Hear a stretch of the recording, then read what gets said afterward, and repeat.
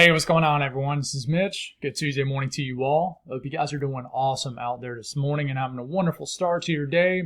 And I hope everyone's been having a great week out there so far. We got a good bit to go over in this morning's video. And the first thing we'll speak on, of course, is today's weather. We'll speak on current conditions, the latest outlooks, and then we'll break down the country section by section. Today's severe weather risk, not as widespread, but there is a couple states we will zoom into for you folks that are in the highest impact areas for the risk of severe weather.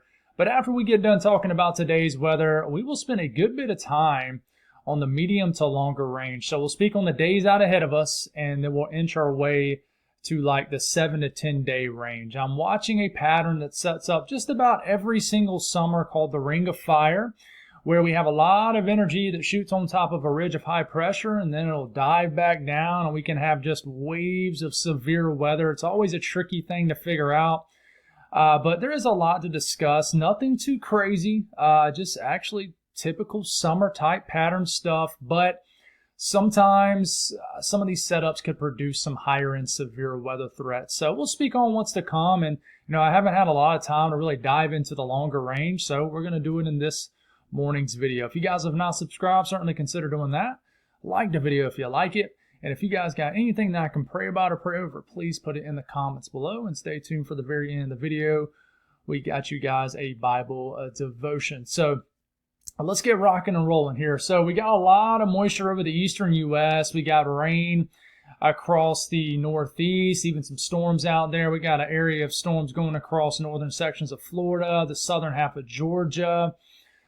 My state here in South Carolina, we've been getting hit by rounds of thunderstorms nonstop over the last 3 days. We had multiple ones last night. Today, I think things will relax here in the Carolinas, but we still are going to have a risk of thunderstorms. And we're getting it this morning, especially along the North Carolina coastline.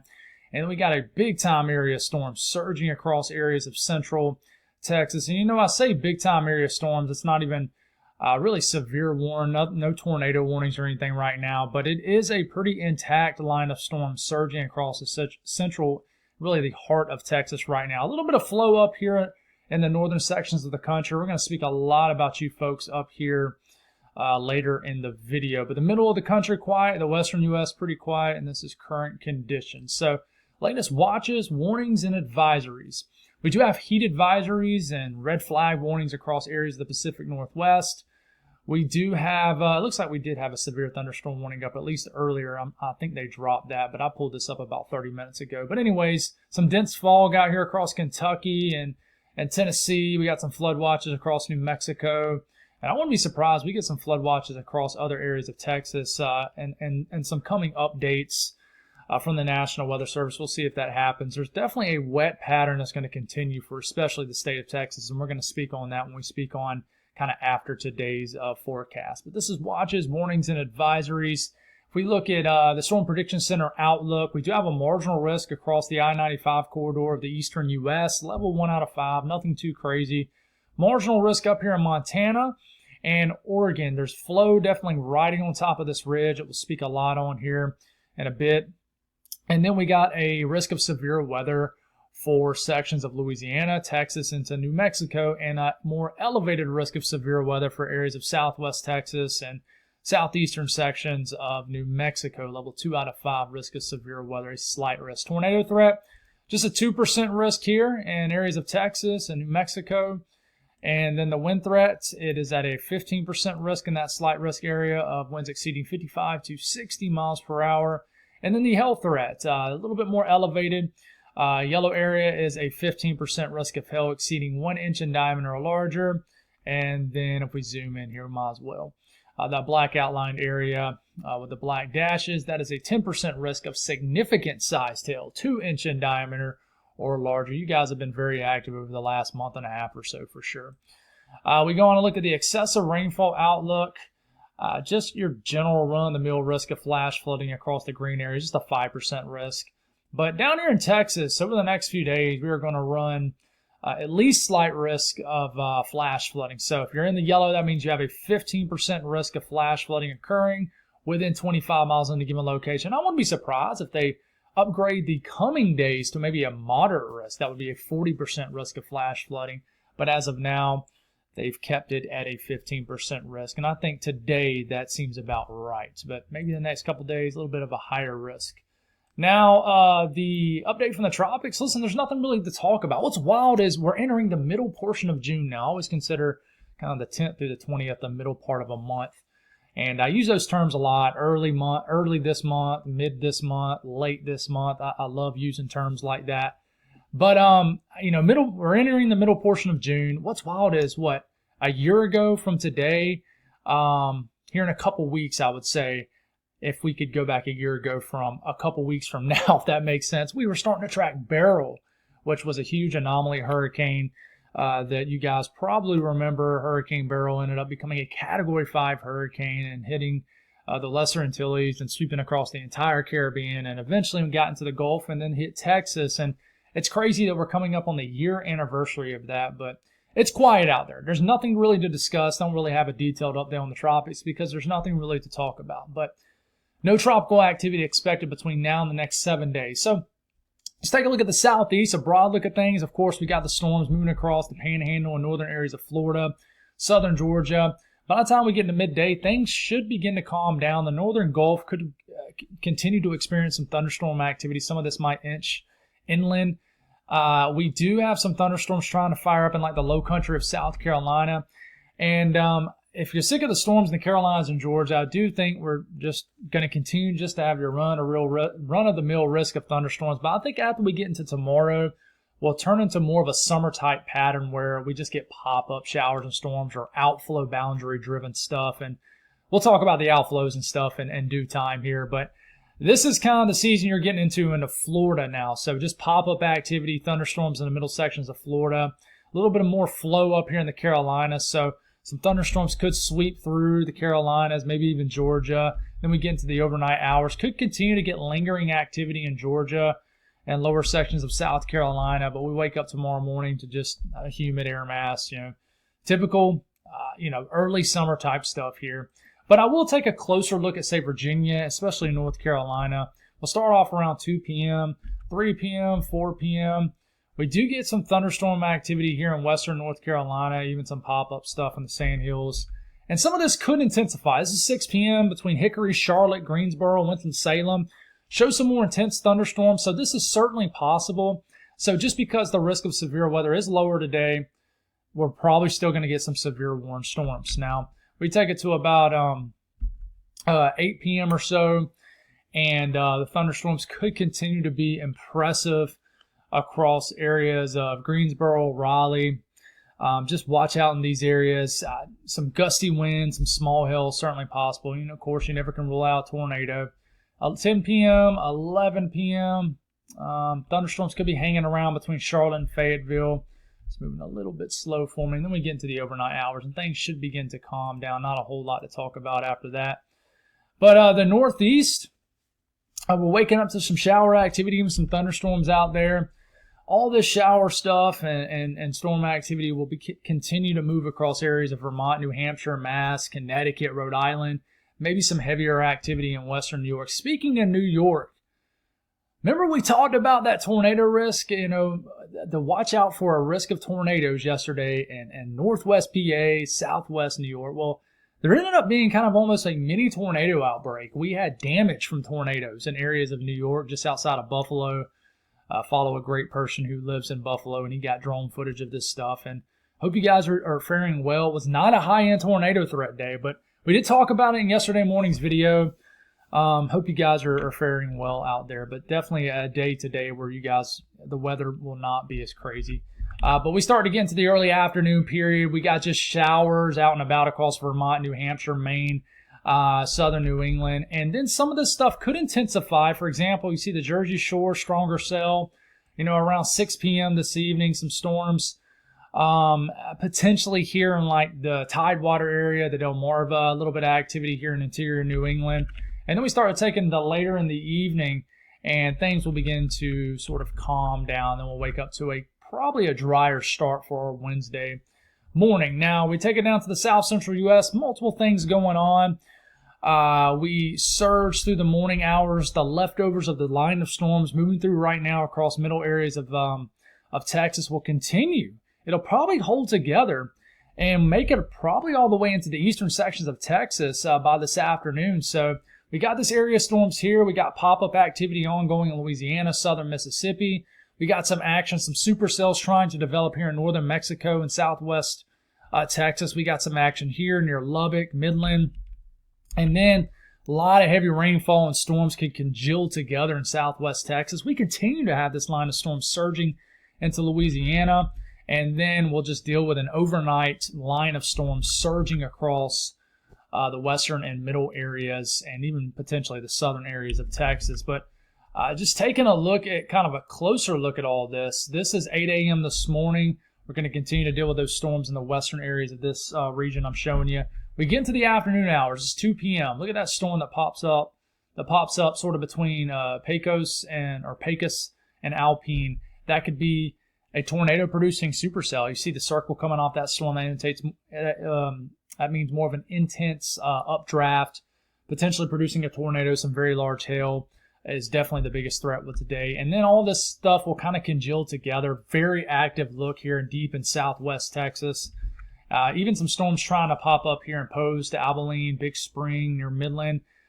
But there is a lot of energy here ongoing. 6 p.m., 7 p.m., 8 p.m. These storms will be raging on across southwestern, then eventually in the central areas of Texas. This is 10 p.m., 11 p.m., midnight, 1 a.m., 2 a.m., 3 a.m. Okay, but it's going to be very active this afternoon to this evening. It's 2, 3, 4, 5, 6, 7. A lot of activity, a lot of heavy rain in this area too. Now we take a look at southern Texas, then work our way back into eastern Texas.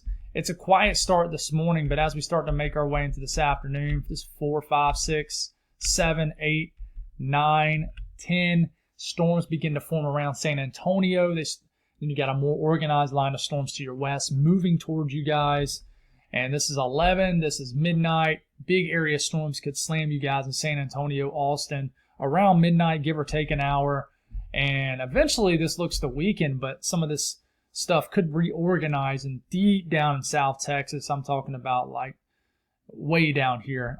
We could be dealing with some early morning strong to severe storms down here in this portion of Texas. So taking it up a little bit further to the north and eastern and northeastern Texas, starting off this morning. We just got to watch for this line of storms that's in the middle portions in central Texas right now. This will continue to hit like places like Waco. It could stretch all the way up to the Dallas-Fort Worth area. This is midday, 1 p.m. Storms continue to move through. This is 3 p.m., 4 p.m. Lufkin up to Tyler, the Woodlands, College Station. You could get impacted by this too early to mid-afternoon. And eventually this area of storm, 6, 7 o'clock, begins to move into Louisiana. And then we got to just watch more areas of storms that develop. Abilene, some heavy rains is 10, 11, midnight, 1 a.m., 2 a.m. Another area of storms get it Austin up to Waco. And then this sort of short wave, the spin of it continues to crank up and just becomes more stationary. Listen, in this area, and I'll speak on this here in a second, there isn't a lot of push in the atmosphere.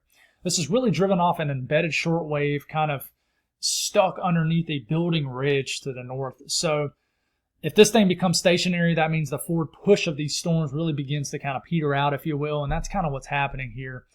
But we continue to move in Louisiana, and this is kind of the last state we'll zoom into.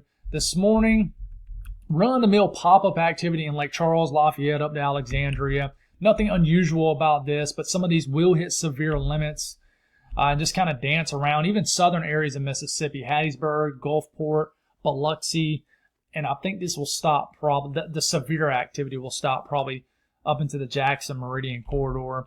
But a lot of this stuff will be dancing around. It'll be hit or miss, but if you get hit by one of these storms in southern areas of Louisiana and Mississippi, they could be an intense line of storms. Now, this one complex here, 6, 7 o'clock, this could be more of an organized area, but it shows it really weakening. And I think it weakens because of all this other thunderstorm activity early in the afternoon sort of works the atmosphere. But anyways, rain between now and about 7 p.m. tomorrow. A lot of rain could fall in Texas.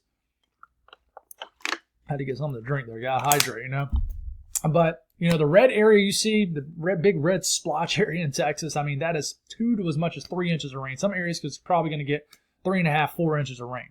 So I think you guys are going to get even more rain after this period, and we'll talk about that here in a second, but a lot of rain just over the next 36 hours in Texas. Now, up here in the north central U.S., it's a quiet day. I mean, we get in this afternoon. Some showers are possible in the UP. Lisa up in the UP says it has taken forever for summer to get going up here. Hopefully it'll warm up nicely. It's still early summer, guys. Technically, people consider this still spring. Most people do. I do not, because I live in South Carolina, what I call the armpit of hell. But it is definitely full summer here. We've definitely entered a summer pattern. But definitely still in the warming up phase for many areas of the country. But we get into this evening, there's enough flow up here to generate some shower activity in areas like Minnesota, maybe the UP and Michigan. But we wake up tomorrow morning, it's a little bit of shower activity around, like southern Minnesota, maybe eastern sections of South Dakota, but nothing too crazy. Nebraska seems dry. Iowa seems fine. So we continue to shift into the western U.S. We got to watch some flow going across areas of the northern Rockies. So it just looks like splotchy blobs of green and yellow right here, but there's probably going to be some storms that could hit severe limits in Oregon, maybe through Idaho up into Montana. So that's the only area I would say watch out for. And just a zoomed in look at this region, starting off this morning, then we get into this afternoon, and you see some storms, see some kind of splotches of like red and orange, indicates more intense thunderstorms based off this model run. And it's always, the resolution of these storms out here are always a little muted, but I would say small hail and some gusty winds is definitely the biggest threat with this. You don't ever get much of a tornado threat out here, but certainly a risk of strong to severe thunderstorm activity across some of the lower elevated regions. But be careful with that for today. Karen, I hope you're doing fine in Montana. Haven't heard much from you. I know you say you still tune in. Don't expect everybody to comment. I like to give my people that's been viewing a long time, I like to shout out your name, like Mary in Texas, Stephen and Lisa in the UP, and my buddy there in Detroit. I'm brain farting your name, but there's a lot of loyal viewers, and I appreciate y'all so much. And then we got was Vicky in North Carolina. So there's a lot of loyal people out there, and I appreciate y'all so much. But temperatures in the eastern U.S., nothing too crazy one way or the other. I mean, really, it's not overly hot anywhere. The hottest part of the country as far as the central and eastern U.S. is the plains. So it's going to get pretty hot and across the central plains, 80s, 90s. Definitely, man, look at South Dakota. South Dakota could get well into the 90s. And then the western U.S. is pretty warm. I mean, kind of the lower sections of Washington is going to get well into the 90s, and the Valley of California pretty hot also. So severe weather risk the days to come, and this is when we start to dive into the pattern coming up. But I do want to show you the outlook first. So tomorrow's severe weather threat, not very high for anybody, but this could upgrade to a slight risk for certain areas. One area to watch is southern areas of Texas. Once again, an area across the Midwest, right in here. Okay, and then a large area across the sections of the central and northern Rockies, and then into the northern high plains. And a pretty large area of the country at least runs a risk of thunderstorms. But these little marginal risk areas, I mean, this isn't really much of a big deal at all. Even if one of these areas upgrades to a slight risk, not a huge deal, right? We go to day 3. Once again, large area of the country at least runs a risk of thunderstorms, but we do have a marginal risk stretching across the plains into the Midwest. So, and then we got a marginal risk down here in Texas. So if you notice, even looking at today, tomorrow, and then the next day, which is, what is that? That is Thursday, okay? You're noticing there's kind of just a bimodal setup of severe weather, and there's like a northern mode and a southern mode. There's a reason for that. We'll talk about it here in a second. But going past day 3, the Storm Prediction Center just mentions that there's flow riding to the north, and nothing screams significant severe weather events. It doesn't say that, but so it talks about the flow to the north. Now, getting into tomorrow, the flash flooding threat remains for areas of Texas, central and eastern Texas, and the southern Oklahoma. But nothing too crazy right now. I could see this upgrading to a moderate risk day 3, which is for Thursday. There is a secondary area that emerges to watch out for in areas of the Midwest, especially southern Minnesota. Slight risk of flash flooding. Slight risk of flash flooding occurring once again for Texas. Also, areas of Oklahoma and Arkansas. Okay. Now, I think we can look beyond this too. And yeah, I mean, even into Friday, slight risk still in place for areas of Texas, Arkansas, and Oklahoma. And then even day 5, it indicates a little bit of a flash flooding threat, but nothing much. So if we're talking about the pattern in general, and this is the part that can kind of confuse people, so it's always my job as a weather YouTuber to explain things in a way where you guys as the audience can understand. So the warmer colors you see on your screen, kind of that salmon looking color, the pink, just the warmer colors, this right here. That's high pressure, a ridge of high pressure. The blue colors you see on your screen, we'll talk a lot about this when we're breaking down the hurricanes in the tropics. The blue area you see on your screen, that is lower pressure. Now, you see white too. That's kind of in between. But the white is probably where energy is riding through between the ridge and the lower pressure, the high pressure and the low pressure. Sort of the avenue, the road network of where the energy is going. So we're starting off tomorrow morning. I want you to notice a couple things. I'm going to use pink. All right, ridge is spiking up here. Flow is probably going somewhere like this. Now, we do have some flow kind of riding right into here. So this is a little bit misleading. Remember, this is an 18,000 feet up in the air. It doesn't tell everything of what's going on at the surface, obviously. But there is flow kind of riding up through here, and then it kind of surges back through here. Now, there's this area in white right here, okay? This is upper energy right here. And I know it's not showing up in blue, but it will as I pan through the next couple days. This is what we call an upper wave, upper low. You can call it a short wave. You can call it all kinds of geeky terms. But there's energy right here kind of getting trapped underneath this ridge. Okay, and that is why the flooding threat will be there across the south central U.S. over the next few days, basically the rest of the week, because as I move this forward here, and get into tomorrow, you see an area of blue that emerges. This is a short wave. It kind of gets trapped under that ridge. So we got flow being generated kind of by this. Okay, flow's kind of going like this. This is, remember, flow around lower pressure is going to go like this. Okay, but in this case, this isn't like a stout low pressure. So basically, flow's kind of just going around this lower pressure like this. But in general, you still kind of got a somewhat active southern branch. But there isn't a ton of flow being generated by this, but this is enough to really reinforce a moist air mass and really continue to get storms going. It's just energy. Just think of it like that. Let's not make it any more confusing than what it has to be. Now, you see high pressure all up here. Secondary flow, the main flow, is kind of going up through here. Okay, so you see kind of this weird little dip over Montana. That's energy sort of riding through the ridge. So the pattern will remain up pretty active up there. Now, are we talking about active as in extremely significant severe weather? No. But this kind of feature down here will keep a flash flooding threat and kind of a marginal severe weather threat ongoing. And then just the flow kind of riding up through here. And remember, there's flow kind of going through here too. Even though this is in that warmer color, remember this is at 500 millibars, 18,000 feet. Doesn't always tell us exactly what's going on the surface. The more you get further up here, closer to the blue, the more you enter more of a stable air mass where the actual boundary is. Okay, so we got flow being generated by this lower pressure down here, and then we got the flow from the actual jet, the main flow of things right up here. Okay, so kind of a secondary, kind of a bimodal flow setup, kind of a dual jet.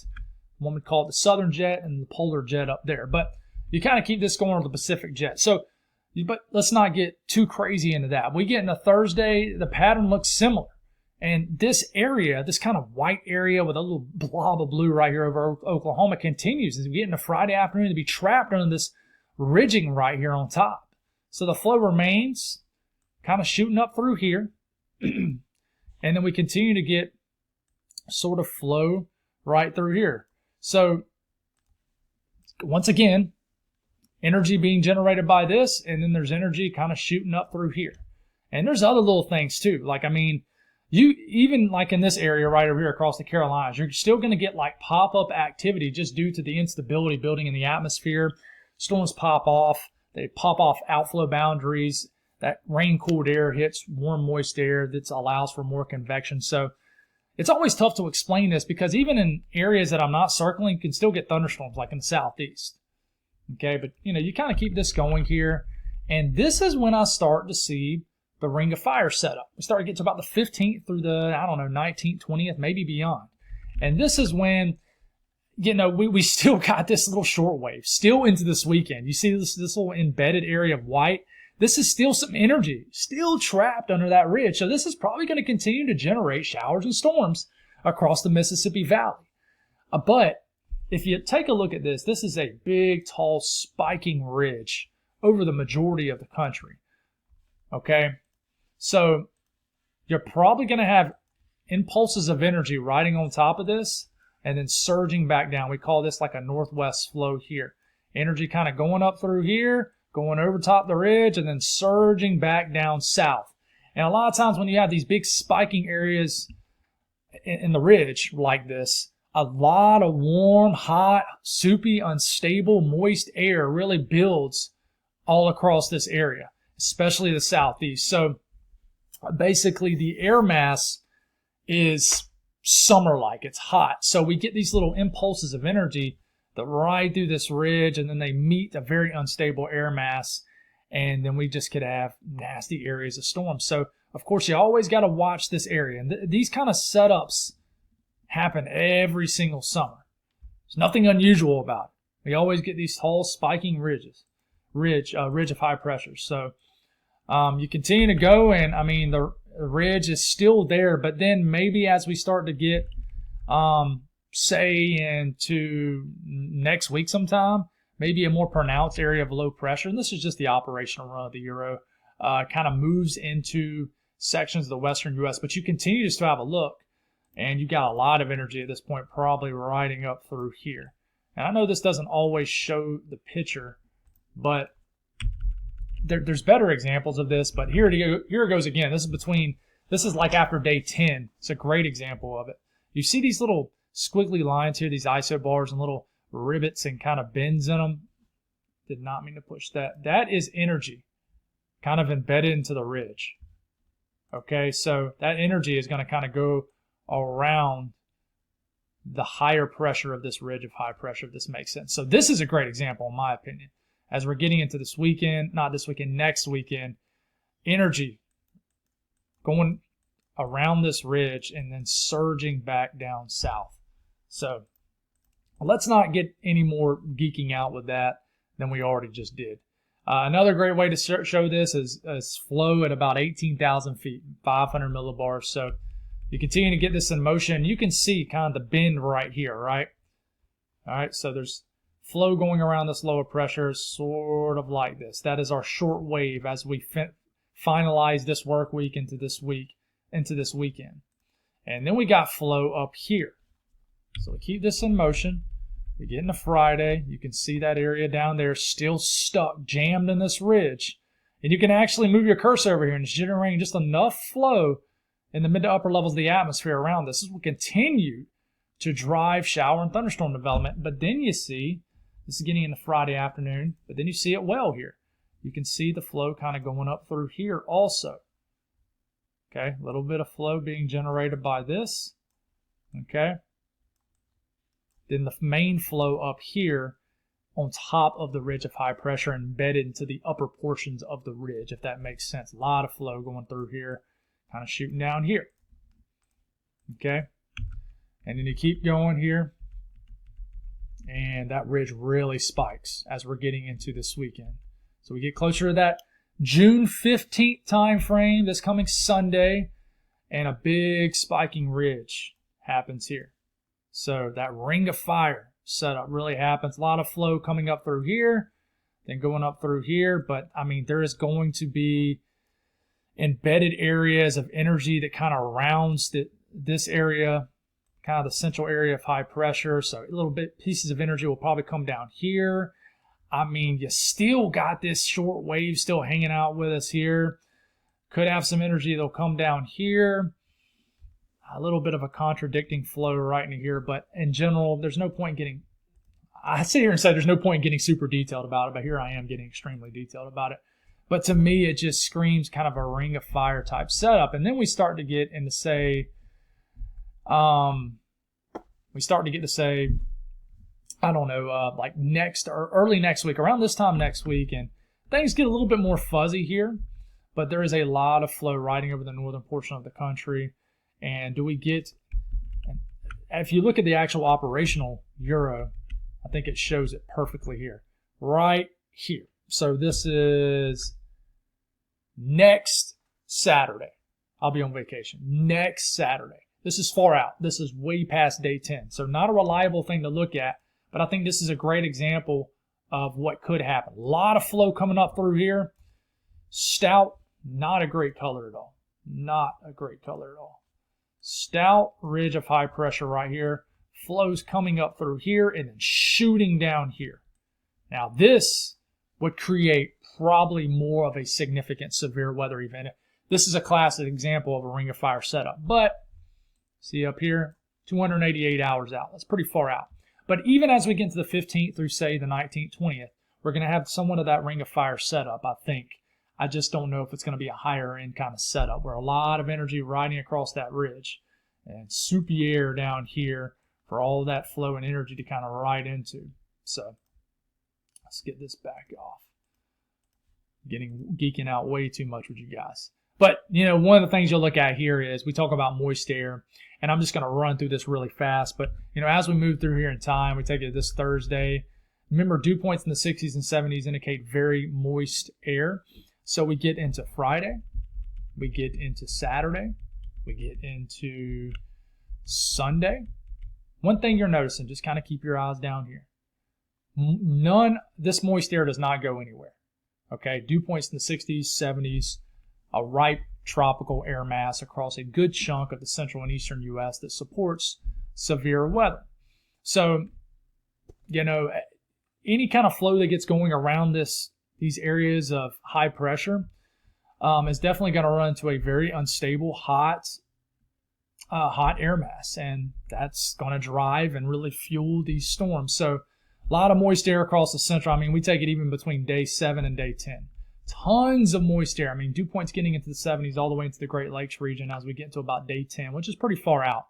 But, I mean, it is going to get hot and humid. Summer's on the way. I mean, there's nothing too crazy about this. Dry line setting up.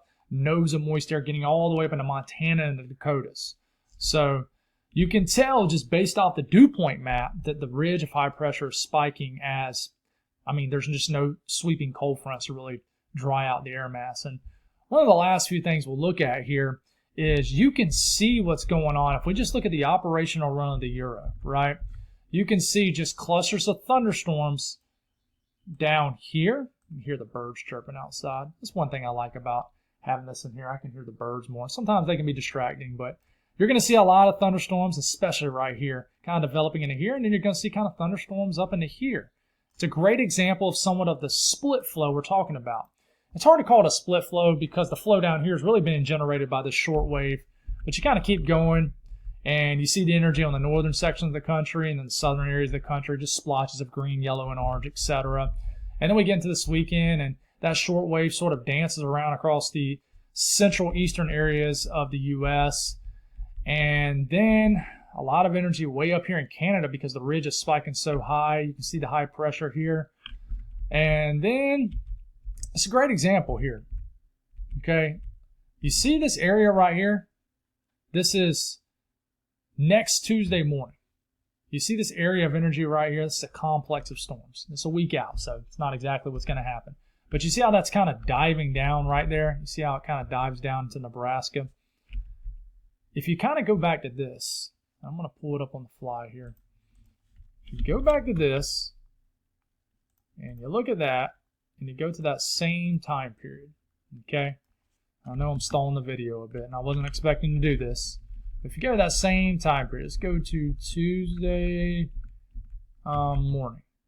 Okay, that actually does not correlate well with what I'm trying to show you guys at all, actually. But so scratch that. But it shows, it does correlate because you got this area of lower pressure trying to eject across the Rockies. And if you combine that with this, it does show the L for low pressure right across here. But it's kind of weird because it has these storms kind of surging this way. Okay, but the flow's kind of riding around the Rockies, but that flow probably is not met into that portion of the country yet. There it is right there, kind of moving in motion, sort of southwest and north to northeast here. But one thing is, once you get that area out of the way, remember I was talking about after day 10 as a really great example in the Euro of a ring of fire setup, and sure enough, you see this area of low pressure kind of shooting up here, and then it wants to sink kind of northwest to southeast. And that makes sense because tall spiking ridge comes up here and energy starts riding down here. So of course that's when you start to have to watch areas of the eastern US. But you got wave after wave of energy, really more so riding up here. So anyways, between now and the next week, you can see what the pattern is pretty well. We got a lot of rain driven off this short wave into here. This is more so pop-up activity with probably eventually this energy, this upper wave moving across the Mississippi Valley into the Ohio Valley, Midwest. This will probably generate some of this rainfall. And then we got a secondary area, or you can call this the primary area, whatever. Another area of heavy rainfall up here because of the active northern flow. Southern flow being generated off this shortwave trough. So you can look at the key down here. I mean, over 4 to 5 inches of rain is possible up here in Minnesota, Iowa. So I hope this makes sense. And if I freeze it right here, last thing we'll speak on is the Euro ensemble. This, I think, and this is June 15th, but I know all you're seeing here is a big blob of yellowish orange, but that is an ensembled, smoothed out guidance of a ridge pretty much over the entire lower 48. And with this ridge, you can have embedded areas of energy that rides up through here, maybe sinks down here, maybe comes down here. So could drop down here, could drop down here, could drop down here. Ugly arrows, but you get what I'm saying. Just ridge rider type setup could really get going. So we'll see what happens with that. But in general, if you look at the 6 to 10 day temperature outlook, it supports what we're talking about. 15th through the 19th has most of the country above average temperatures, with above average temperature chances, and that makes sense if you compare it to the ridge of high pressure showing up in this time frame over most of the country. So, man, this is a long video. So let's create a timestamp, and let's use the hurricane outlook map here. So we're going to do a Bible devotion for you folks. This morning, we're in Proverbs chapter 24:10. So it's Proverbs chapter 24, verse 10. It's very short and sweet. If you do nothing in a difficult time, your strength is limited. If you do nothing in a difficult time, your strength is limited. Once again, that's Proverbs chapter 24, verse 10. So I wrote down a couple things, and as always, I'll hit on some of this at the end. I said, we are called to be strong in the face of adversity. Embrace the struggle so you can extract the growth out of the struggle. Through your difficult time, lean on God so He can work in your life. Others will see your positive reaction from your difficult time and may be inspired to seek God in their own life through their struggles and difficult times in their life. This being an example of God being glorified even in the valleys and the struggles in life. So at the end of the day, we're called to be strong, guys, and things are going to happen in life. We talk about this a lot on this channel, that it is really just going to knock us on our rear end, and we have to seek God in those times, guys. We are called to seek Him, and I really think, the Lord is really wanting us to, like I said right here, I said, extract the growth. If we're not extracting the growth through those struggles, through those, just difficulties in life, if we're not pulling the growth out of it, and we choose not to be strong, because when you choose to be strong during those difficult times, more than likely you're growing through those difficult times, and you're taking the learning lessons, maybe, even if what you're going through is not your fault, you can still take learning lessons from it. But if you're not doing that, then you're probably not going to be strong.